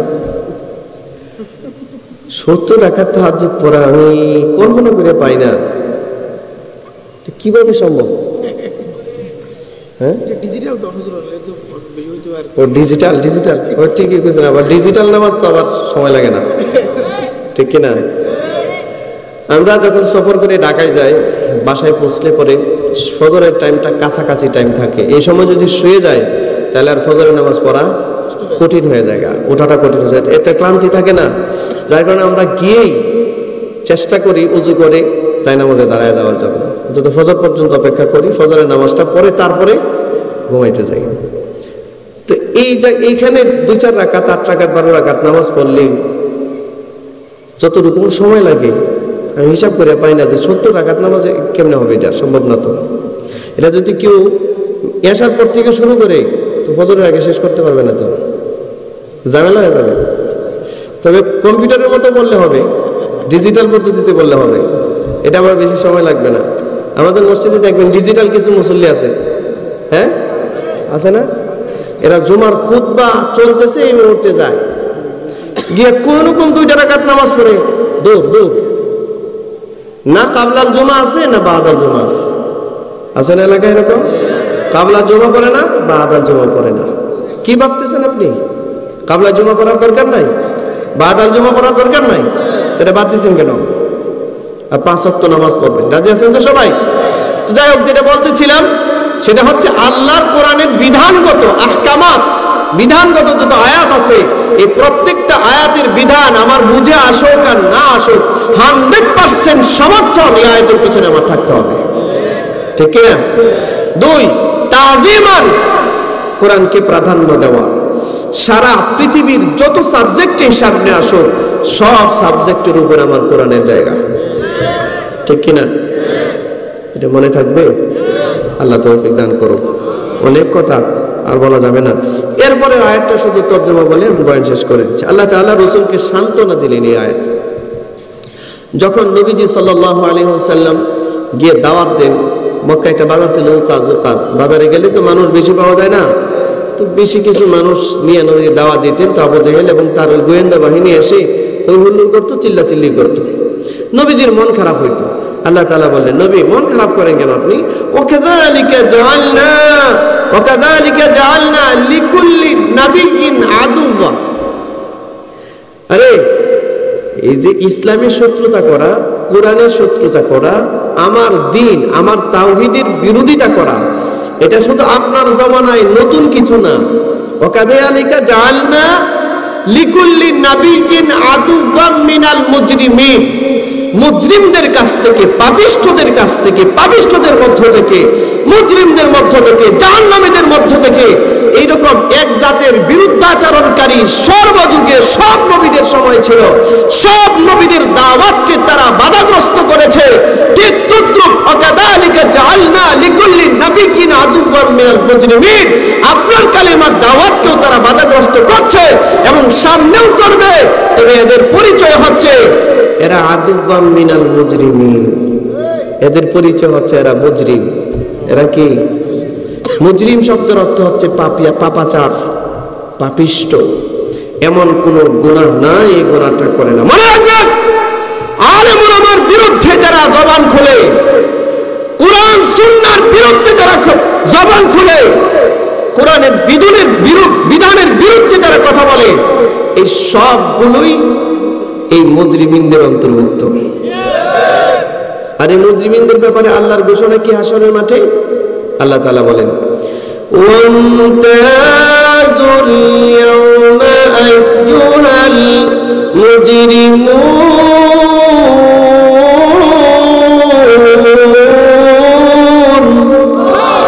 আল্লাহ পাকের হুকুম হবে। এখন তো একই সমাজের মধ্যে নামাজিও থাকে, বেনামাজিও থাকে। একই সমাজে, একই এলাকায় নামাজিও বাস করে, বেনামাজিও বাস করে, সুদখোরও বাস করে, তাহাজ্জুদ গুজারও বাস করে, মদখোরও বাস করে, আবার নেককার মানুষও বসবাস করে। হাসরের মাঠে দেখা যাবে না, না না, এরকম জমা কিশোরের কোনো ব্যবস্থা থাকবে না। আল্লাহ বলবেন, সারা জীবন যারা নেক আমল করছে, আজকে এই নেক বান্দাদের সাথে পাপিষ্ঠদের থাকবার কোনো অধিকার নাই। ওমতাজুল ইয়াওমা আইয়ুহাল মুজরিমুন। হ্যাঁ মুজরিম, পাপাচার, পাপিষ্ঠ যারা সারা জীবন কোরআনের বিরুদ্ধাচরণ করেছে, সারা জীবন কোরআনের দাওয়াতের বিরোধিতা করেছে, সারা জীবন আলেম ওলামাদের বিরুদ্ধাচরণ করেছে, আজকে নেককার বান্দাদের থেকে পৃথক হয়ে যাও। এটা আগে আল্লাহ ডিসাইড করবেন হাসরের মাঠে। জগা কিছু হবে না, আগে আলাদা করবেন, আলাদা করবেন। ভাইরা আমার, তার মানে আমাদের কোনো অসুবিধা নেই। এই আয়াতটা কিন্তু একটা আশার প্রদীপ। হ্যাঁ, নবীর যখন সান্ত্বনা দিয়েছে, তার মানে এটা আমাদেরও সান্ত্বনা, ঠিক না? এখন আমাদের জেলে বইরা রাখেন আর বিদেশ পাঠাইয়া দেন আর রাস্তা থেকে ঘুরাইয়া দেন। আমি যখন বুঝবো যে আমার দাওয়াতের পিছনে বিরুদ্ধাচরণ হচ্ছে, বোঝা গেল যে আমি সঠিক কথাটাই বলতেছি, ঠিক কিনা? একটা নর্মাল একটা থিম নিয়ে যান। একজন হুজুর ওয়াজ করে, মানুষের খালি মজাই লাগে, কষ্ট লাগে না। কোথাও কোথাও কষ্ট লাগে না, খালি মিষ্টি ওয়াজ, খালি মিষ্টি ওয়াজ। আপনি বুঝবেন যে হুজুরের ভিতরে গলত আছে, গলত আছে। এই হুজুরের ওয়াজ ঠিক নাই, ঝামেলা আছে, ঠিক কিনা? সমস্যা আছে। কোরআন মাজিদ, হ্যাঁ হ্যাঁ, সব কুল ঠিক রাখে। আচ্ছা, আমি বুঝেন এটা এই কুল ঠিক রাখবে কেমনি? রাতের সাথে দিন মিলানো যায়? হ্যাঁ, সাদার সাথে কালারা মিলানো যায়? কি থাকুন আপনারা, মেলানো যায়? সাদা সাদা, কালো, দিন রাত, বাতিল। ওয়ালা তালবিসুল হাক্কা বিল বাতিল। হক আর বাতিল কখনো সংমিশ্রিত হয় না। এটা যারা করে এরা মুনাফিক। মুনাফিক পাগড়ি একটা না, 14টা মাথা দিলে লাভ হবে না। আমাদের জন্য সান্ত্বনার বাণী আয়াতে, যে আমরা দাওয়াত দিলেও বিরোধিতা যদি হয়, বোঝা গেল যে আমাদের দাওয়াতটা নবীর দাওয়াতের সাথে মিল আছে, মিল আছে। আলহামদুলিল্লাহ, আলহামদুলিল্লাহ। ইয়া আল্লাহ, এরা যতই রাস্তা থেকে ফিরাইয়া দেয়, আলেমরা যদি মাঠে যায়, মানুষের এক গণজাগরণ শুরু হয় এখন, ঠিক না? বিশাল এক গণজাগরণ। আল্লাহু আকবার। এটাই প্রমাণ করে এই দেশের মানুষ কি জানি একটা চাইতেছে, ঠিক না? প্রতিটা যুবক, প্রতিটা নারী। এখন তো আলহামদুলিল্লাহ একটা মাহফিলে পুরুষের সংখ্যা যদি হয় 10,000, মহিলা হয় 20,000, বুঝিয়ে না, ঠিক কি না? আচ্ছা, ইউসুফ আলাইহিস সালামের দৌড় দেওয়ার দরকার ছিল যে দরজা পর্যন্ত যাই আমি, বাকি রাস্তা খোলার মালিক আল্লাহ। তো ইউসুফ আলাইহিস সালাম দৌড় দিয়েছেন, রাস্তা করলো কে? আল্লাহ, ঠিক কি না? জোরে বলুন। ও ভাইরা আমার, ঠিক তদ্রুপ এই উম্মতের উলামায়ে কেরামদের জবান যতই বন্ধ করা হচ্ছে, ইসলামের আলো, হেদায়েতের আলো প্রতিটা মানুষের ঘরে ঘরে পৌঁছে যাচ্ছে, ঠিক কি না? জোরে বলেন। প্রতিটা মানুষের কানে কানে, দিলে দিলে পৌঁছে যাচ্ছে। আলহামদুলিল্লাহ বলেন আলহামদুলিল্লাহ। আল্লাহর সাহায্য চলে আসবে খুব নিকটবর্তী। ওয়ালা তাহিনু ওয়ালা তাহজানু ওয়া আনতুমুল আ'লাউনা ইন কুনতুম মুমিনিন। তোমাদের কোনো চিন্তা নাই, তোমাদের দুর্ভাবনা নাই, ভয় নাই, ভীতি নাই। যদি তোমরা ঈমানদার হও, বিজয় তোমাদেরই হবে ইনশাআল্লাহ। আমরাই বিজয়ী হব। আল্লাহর আইনের প্রতি শ্রদ্ধাশীল হবেন কারা কারা? বুঝে আসুক আর না আসুক, মনে থাকবে। কোরআনের আইন বাস্তবায়ন করার জন্য যদি সর্বাত্মক চেষ্টা করা লাগে, সর্বাত্মক, রাজি আছেন কারা কারা?